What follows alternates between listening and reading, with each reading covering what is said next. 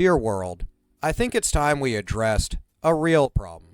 What first started out as something that I would just see here and there, and really just didn't ever care about, ended up being in everything I'm trying to do. There's way too many of them, they're everywhere, they cost too much to make, and they're worth absolutely nothing. We need to address the problem of the penny. I find them in my pocket change, I find them under my couch, in my car, and hell, I'm finding them in my garden now. I think other people have the same problem and are victims of the penny as well, and if they just knew that these little suckers could be worth way more than just a penny, they'd probably give it a notice too. So let's address the big question about these little 1-cent coins, which is how we know which ones are rare. Let's get to it.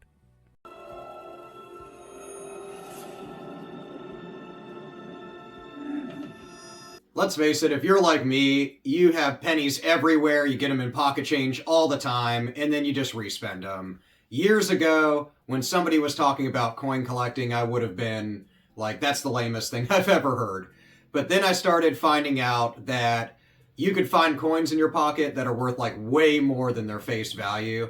And then that was kind of interesting, but it wasn't until I was with a buddy of mine and he pointed out a bill that was in my wallet and said, hey, that fancy serial number. And I was like, what is that? And he's like, oh, it's collectible serial numbers. You can resell them to stores, coin shops and stuff for more money. And I was like, that's the stupidest thing ever.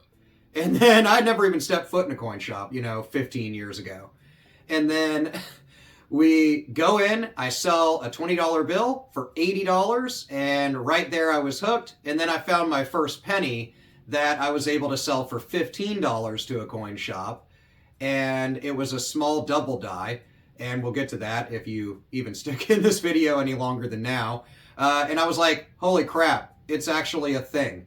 And then I got really into the hobby, but I figure most people like you don't have to, If you just know what to look for in your coins, then you can dump out your coin jar, you can look through it, and find maybe that next thing that you can turn around and sell, which is a penny, into like 20, 30 bucks at your local shop, on eBay, a Facebook group, whatever.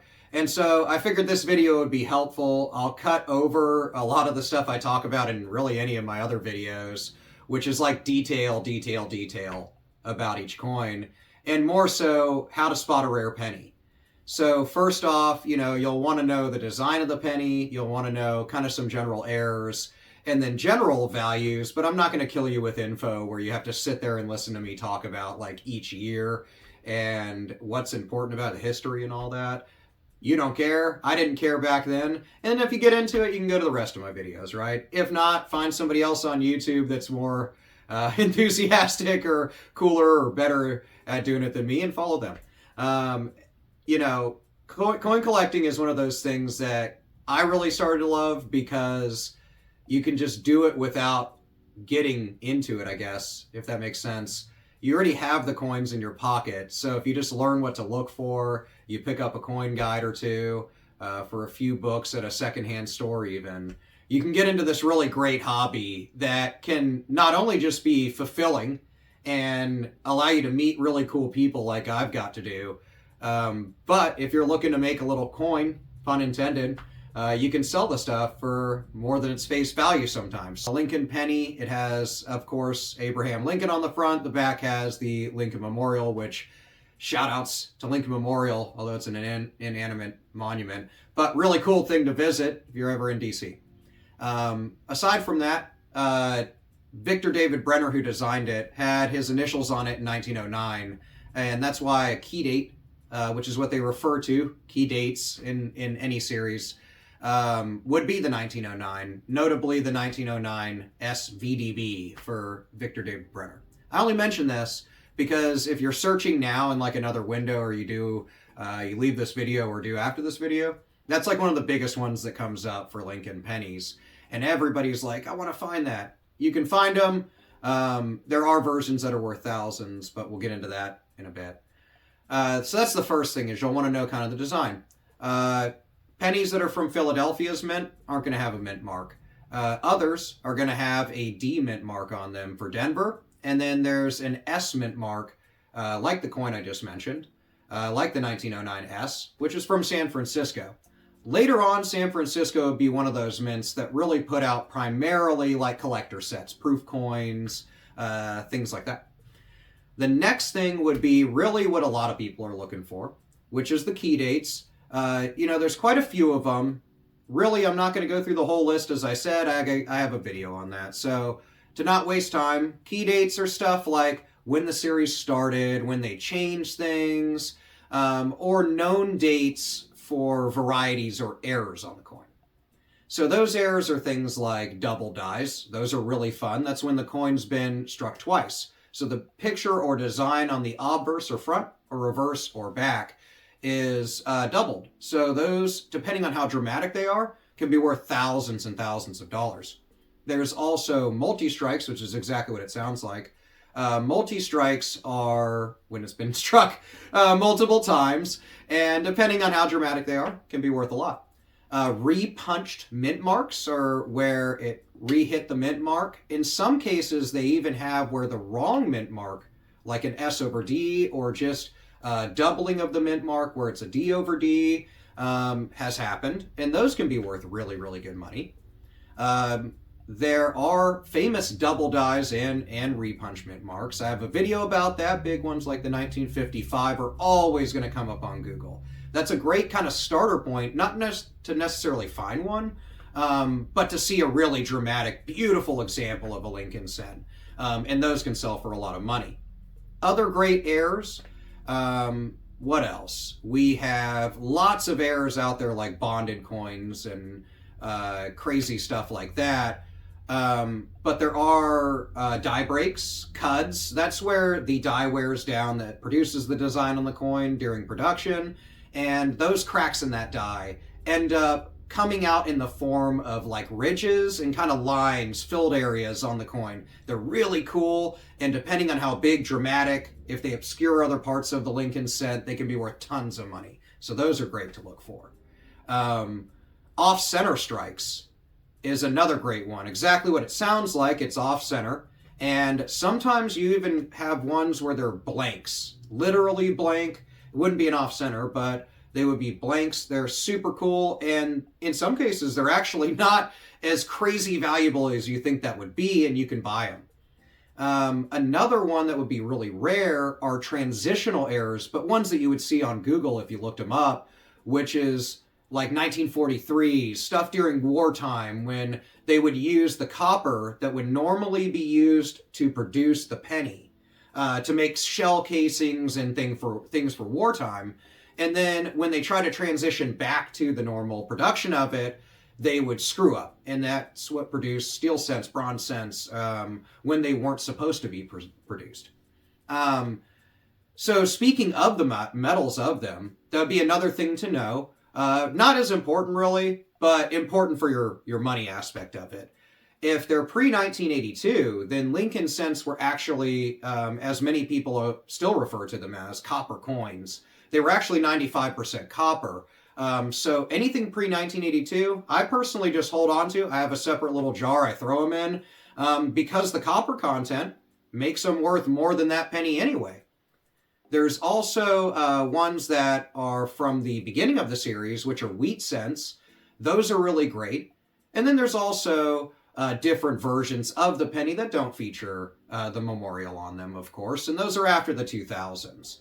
Anything after 1982 on, would be a different composition for the penny. So it would go from 95% copper to essentially almost all zinc with just a little thin layer of copper on it. So they're not worth more in that regard. But like I said, anything early 80s or before primarily, maybe hold on to it just for kind of a side thing for the copper value. When we get into the next part, which is like the most important thing, where the heck do I find them? We kind of mentioned, some already, I think. In your pocket change is the big one. When you're coin roll hunting, if you're like, what is that? But that sounds awesome. It is awesome. Silver stacking, coin roll hunting, all that stuff's really fun. Another easy way, I shouldn't say easiest. The easiest way is you just find them in change, or the easiest way is you would be like walking around and you find a graded coin just laying there that's worth like $1 million, right?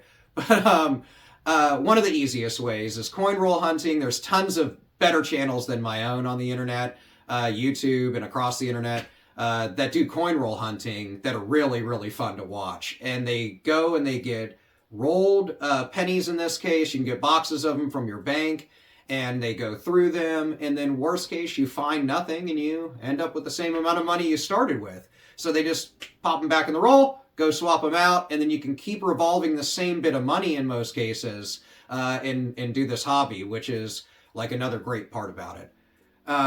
Another place to find them is the flea market, believe it or not.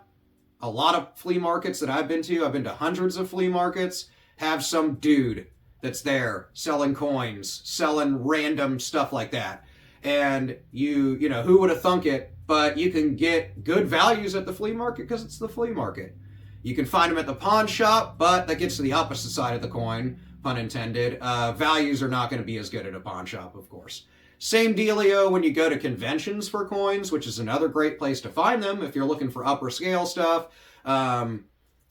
in most cases, but the prices are pretty high at those. They got to make their money back for the booth. It's not necessarily the seller's fault. So it's just like when you go to a trading card convention, or like whatever, you're buying Pokemon cards or sports cards or something, old vinyl. It's all the same when you go to conventions. Any of y'all that have been to them can say the same in the comments. So it's not always the seller's fault. They sometimes just got to make their money back. So prices are higher.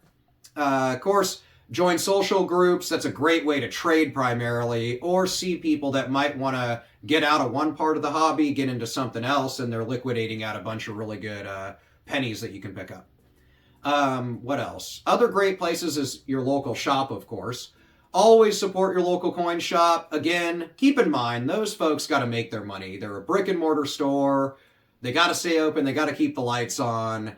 And they too are in the hobby. So, you know, sometimes it might be a little bit more expensive if you hopped onto like eBay, I guess, or even a Facebook group when you're at their shop, which don't do that in there. That's rude. But keep in mind, you know, it's right there. You can get it right then. You're getting somebody that's just as enthused about it as you, if not more, because you're paying their bills by buying it. And, you know, you're supporting a local person. That's the best part about it.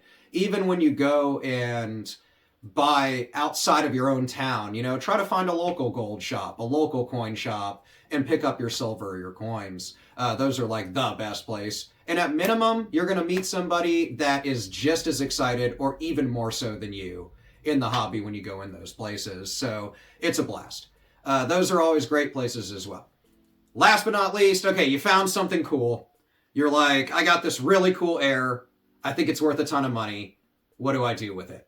Of course, you can sell it, or you can get it authenticated. That's going to be the best thing, in my advice, if you think you found something that's an error or key date or something like that that could be worth really good money. You have that Lincoln cent you found in your pocket change, and you're like, this penny is going to be worth millions of dollars.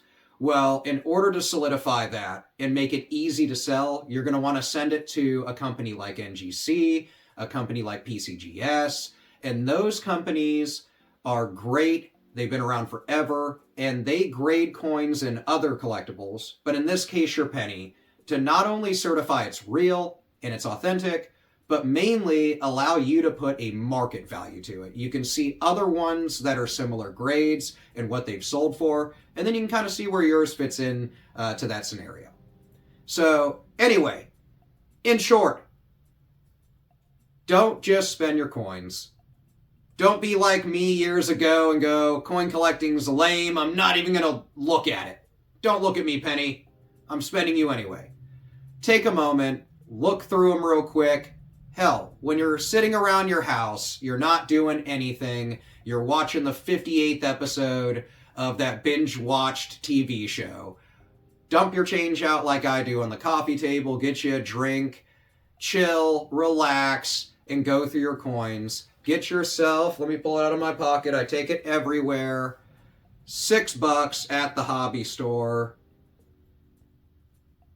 a loop, and just look through your stuff.